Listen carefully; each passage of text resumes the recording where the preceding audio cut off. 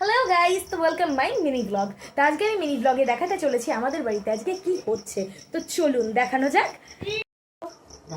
হ্যাঁ, তো দেখতেই পাচ্ছেন আমার দিদা এখানে করছে আজকে পুলি পিঠে, দুধ পুলি। তো এই সাইডে দেখুন দুধ জালে বসিয়ে দিয়েছে, দুধটা ভালোভাবে ফুটে একটু ঘন হয়ে এসছে, এর মধ্যে দিয়ে দিচ্ছে পুলিগুলো। দেখুন পুলিগুলো দেখতে পাচ্ছেন, দিয়ে দিচ্ছে। এই দেখুন পুলি তৈরি করে রেখেছে, এক এক করে সব পুলিগুলো এর মধ্যে চলে যাবে। তা এইটা আজকে কি দিয়ে হবে? নলেন গুড়ের তো, গুড় দিয়ে তো, গুড় দিয়ে হবে দুধ পুলি।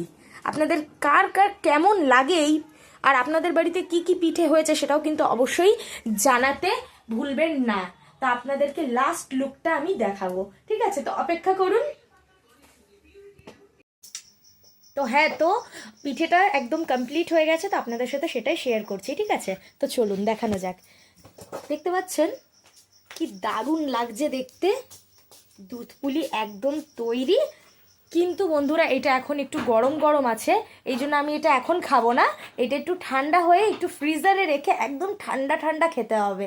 কি যে ভালো লাগে, মানে বলে বোঝানো যাবে না।